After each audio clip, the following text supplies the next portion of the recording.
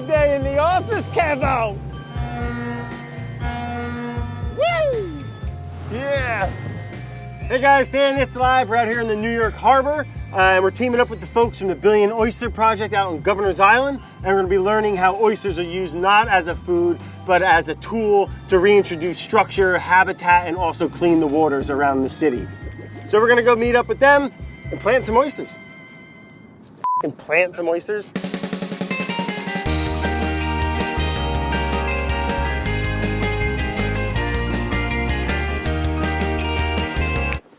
You might want to double check that knot, Pete.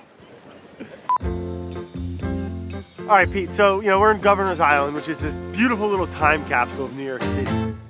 Which leads me to my question, where are you getting all these oyster shells? All the shells you see here were collected from restaurants in New York City. So we operate a shell collection program with about 80 partner restaurants, and they cure for a year out of the water. At that point, you can see the sun and the weather sort of desiccate the shells and kills any living organisms on them so that we don't have to worry about introducing anything. And then we put them in tanks with oyster larvae, and then they'll go from there out onto barges onto the bottom as an oyster reef. So we're just mimicking that natural reef that used to be here. Right. Under the surface, there used to be this whole landscape that's not there anymore. So the whole world. The whole world. And it took about 100 years once Europeans arrived in New York City to harvest all the wild oysters. God. So oysters in New York Harbor filter the water, stabilize the bottom, provide food and habitat for hundreds of other species, and can play a role in protecting the shores from storms. So you guys are trying to bring that back to these waters, which used to be fertile with it. Our mission is to do all that work through public education initiatives. We're developing curricula for middle schools, we're doing teacher training programs, and those students actually collect data that helps inform our restoration work. Cool. Well, how can I help you build a reef, or how can I put me to work today, Pete? So our project for today is we're going to fill some bags with shell. And so we have some coconut fiber bags here that we're going to try out, see if they hold up as well as the plastic bags, and then we'll try them for an installation we're doing in Jamaica Bay. A little side-by-side, little experimental project here. Check this out. Damn. How long did it take you guys to figure that one out? Someone was still holding the bag for a while. We're not the only people doing this, and so there's some best practices that we follow. One bag at a time, bud. In a normal year, we'll have volunteer days 3 days a week. So normally it's more than just 2 people doing this work. Yeah, I bet. Nailed it! You mentioned these were made out of coconut husk, huh? Ultimately the goal is to have a sustaining reef that grows and builds on itself. And so the question is, do the coconut fiber bags last long enough to allow the reef to kind of transition into having its own structure? I think that's the beautiful part of these, right? Where it does its job, breaks down, and then you just have a thriving natural oyster bed. All of our projects are research projects, and so we're trying to learn the best way to restore oysters. So we have a number of different techniques. And we have these gabions, which are larger steel structures, and those are bigger, heavier, they won't move around. I'm assuming that's what these are? Or? Yeah, and so you can see a lot of our process here too, because they change year to year. Students at the Harbor School Ocean Engineering program do some design work, and then students in the welding program put them together, and then these are all built by volunteers. Everyone's learning, practicing a trade while restoring the waters. We could be using cement to build reef structures, but we're not, because there's a market in New York City for welders, so we design our reef structures to leverage those skills. Oh man, that's a beautiful thing you got going on, Pete.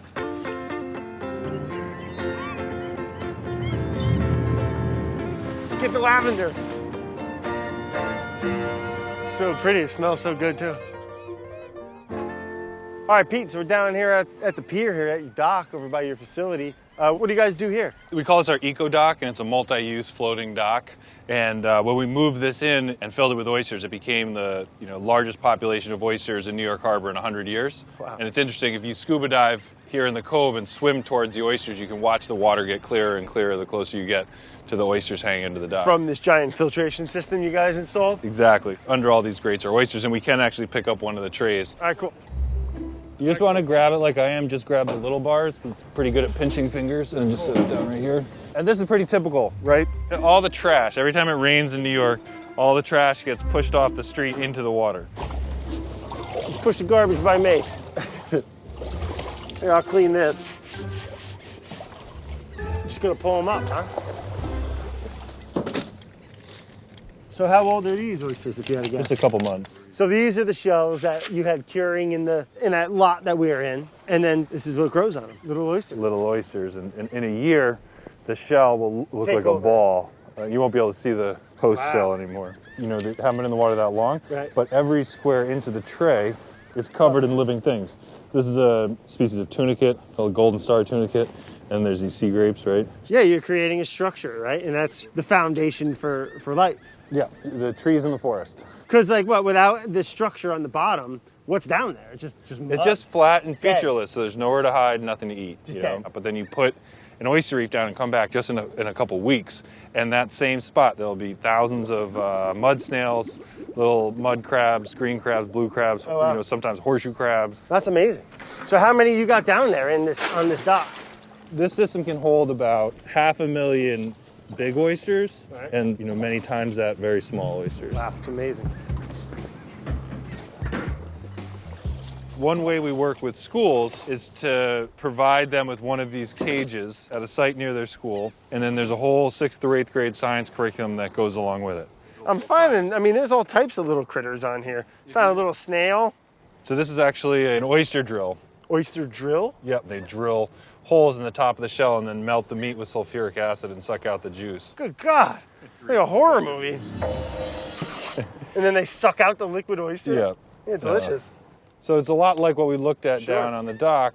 You still have the same thing. You have one shell that was collected from a restaurant, and whatever this is, 10 oysters that are grown on it. You Oh, can wow. start to see Little wild how you cluster. get the three-dimensional habitat. And now, if you were a little bait fish, I mean, like, who wouldn't want to go hide in there? You know, like it looks like a reef. Like it looks like coral reef. Right. And what's this growth on here? Some type of. So that's called a golden star tunicate. Surprisingly, it's a chordate, so it's actually more closely related to you than the oyster is. Really? But when they're in the water, they puff up and they suck water through. Yeah. Look at that. Can you see that? Can you folks really get in cool. on that thing? That's wild. Oh, crab! Get them. That little guy. Mud crab. He was just hanging out in there. I mean, this is kind of a perfect example of reintroducing life back into the water. That's a goal. And so we have several hundred of these at 50 sites all over New York City. Oh, really? So you can imagine if you're a 11-year-old kid who's like never thought about there being life in New York Harbor, pulling one of those up for the first time and seeing the crabs and shrimp and fish. That Oh my God! that I come mean, out. I have It's a little kid. Two little kids, and they would go nuts pulling up stuff like that. Well, I think we can go check out some oysters that you might have out in the New York City waters. Yeah, let's get on the boat. Cool.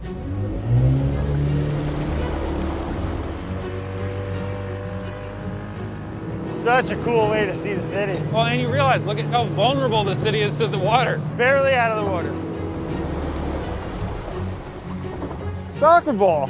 Someone's garbage. I have so many soccer balls. Really? Yeah, Is that another one? I think so, right? I'll get it. Right. For the kids, you know? Great job. Cleaning the waters, you know? One oyster, one soccer ball at a time, bud.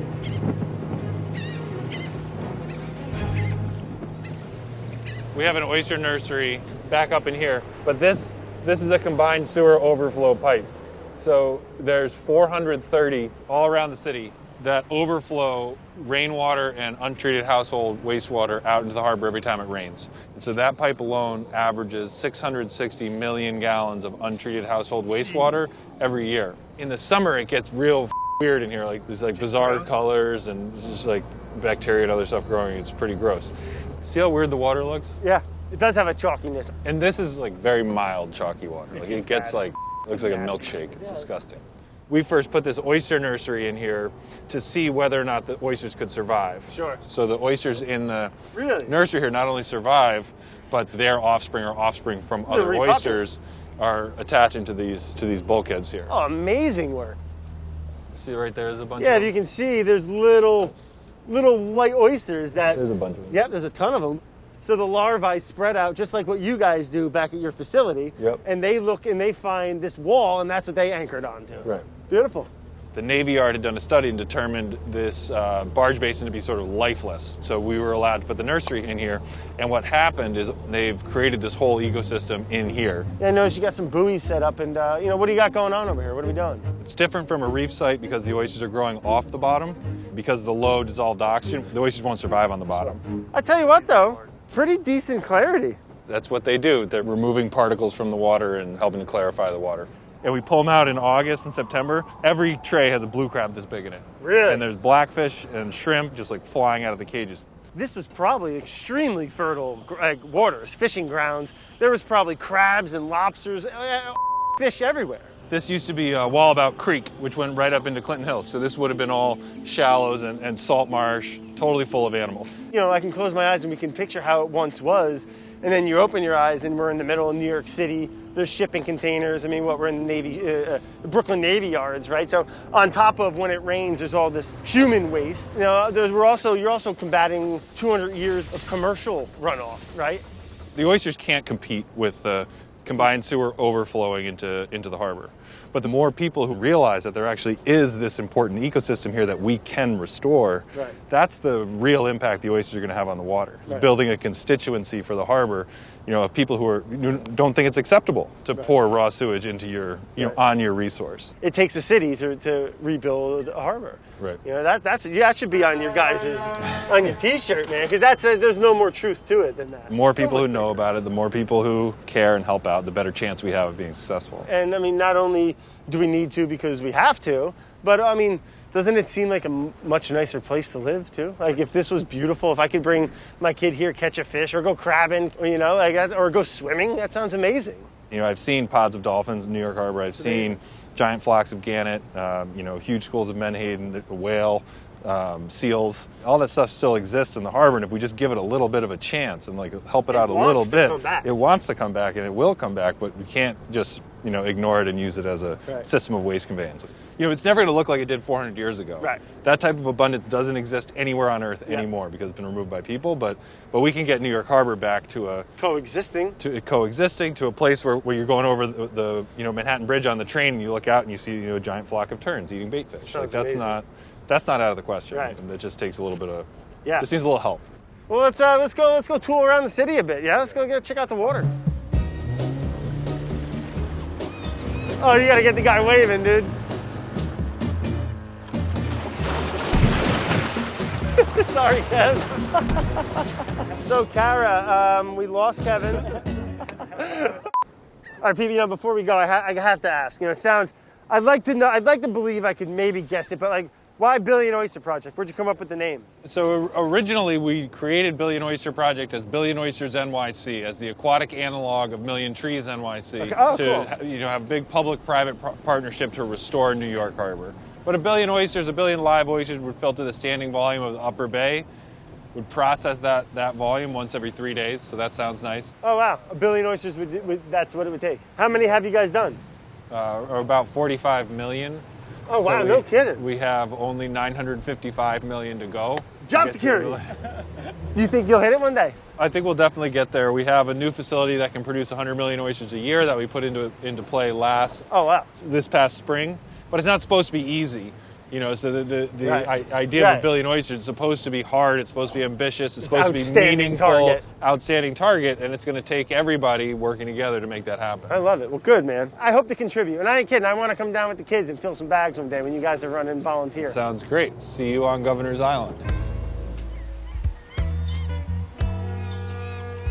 Huge thanks to Billion Oyster Project, Pete, and everyone for bringing us out. You know, for me, oysters have always been such an amazing food source, and being able to use this platform to showcase the importance of them as a tool in this ecosystem is so important. If we just continue to treat these waters and this earth as a dumping ground, as a wasting ground, we're done, man. And you know what? We're getting pretty close. So, you know, I do believe there's plenty of time left, but we have to start now. And kids are getting involved, people are getting involved, the restaurants are getting involved, the community is getting involved. It takes a city to rebuild a harbor. So, hope you guys learned something. I certainly did. Thanks to the Billion Oyster Project for all the work they do, and we'll see you guys next time. Bon Appétit. There's one thing they say about Captain Pete. He's got upper management written all over him. You know, one day you might be executive director with this attitude. I'd rather just drive boats for film crews.